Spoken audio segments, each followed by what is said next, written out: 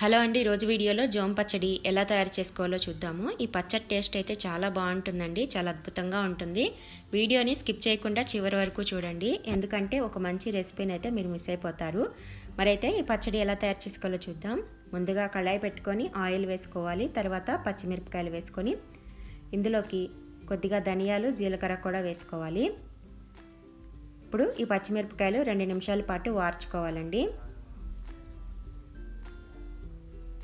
పచ్చిమిరపకాయలు వేగిపోయినాయి. ఇప్పుడు దీంట్లోకి కూరగాయ ముక్కలు వేసుకుందాము.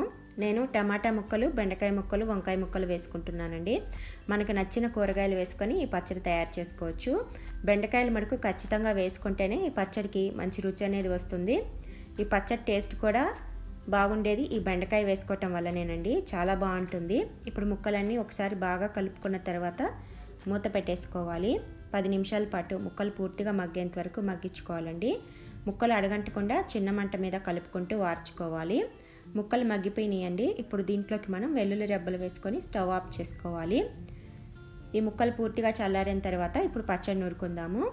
ముందుగా మనం ముక్కల్లో నుంచి పచ్చిమిరపకాయలు, వెల్లుల్లి రెబ్బలు వేరు చేసుకొని నూరుకోవాలి. అలానే కొద్దిగా ఉప్పు కూడా వేసుకొని మెత్తగా నూరుకోవాలండి. మనం మిక్సీ పట్టుకున్నా కూడా సేమ్ ఇదే ప్రాసెస్లో చేసుకోవాలి. పచ్చిమిరపకాయలు మెదిగిన తర్వాత ఇందులోకి చింతపండుని యాడ్ చేసుకోవాలి. నేను నానబెట్టుకున్న చింతపండుని యాడ్ చేసుకున్నానండి. ఈ పచ్చడికి చింతపండు ఎక్కువగా పట్టదు, చూసుకొని వేసుకోవాలి. మరీ పుల్లగా ఉన్నా కూడా పచ్చడి బాగోదు, కొంచెం ఘాటుగానే ఉంటే బాగుంటుంది. ఈ చింతపండు, పచ్చిమిరపకాయలు పూర్తిగా మెదిగాక ఇందులోకి మనం ముందుగా మగ్గించుకున్న కూరగాయ ముక్కలు వేసుకోవాలి. మన ఇష్టమండి, దీంట్లోకి మన ఇంట్లో ఏ కూరగాయలు ఉంటాయో ఆ కూరగాయలు వేసుకొని పచ్చడి తయారు చేసుకోవచ్చు. దోసకాయ తప్ప ఏ కూరగాయనా వేసుకోవచ్చండి. బెండకాయ ముక్కల మడుకు ఖచ్చితంగా వేసుకుంటేనే ఈ పచ్చడి మంచి రుచిగా ఉంటుంది. ఈ పచ్చడి ఒక అన్నంలోకే కాదండి, ఇడ్లీ, దోశ, చపాతీ ఇలా ఏ టిఫిన్ అయినా సరే చాలా బాగుంటుంది. ఇప్పుడు ఒకసారి ఉప్పు కూడా చెక్ చేసుకొని సరిపోకపోతే కొద్దిగా యాడ్ చేసుకోవాలి. నాకు కరెక్ట్గా సరిపోయిందండి. పచ్చడి మరీ మెత్తగా కాదండి, కొద్దిగా కచ్చపచ్చగా నూరుకుంటేనే బాగుంటుంది. ఇప్పుడు పచ్చడి మెదిగిపోయింది. దీంట్లోకి సన్నగా తరిగిన ఉల్లిపాయ ముక్కలు, కొత్తిమీర వేసుకొని నూరుకోవాలి. ఉల్లిపాయ ముక్కలు వేసుకున్నాక మరీ మెత్తగా కాకుండా ఉల్లిపాయ ముక్కలు కొద్దిగా నలిగితే ఈ పచ్చడి చాలా బాగుంటుందండి.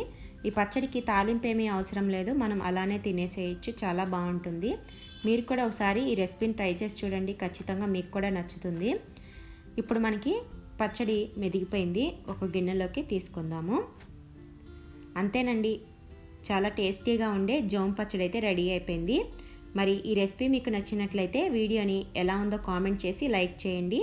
మరిన్ని మంచి వీడియోల కోసం మా ఛానల్ని సబ్స్క్రైబ్ చేసుకోవటం మర్చిపోమాకండి. Thank you.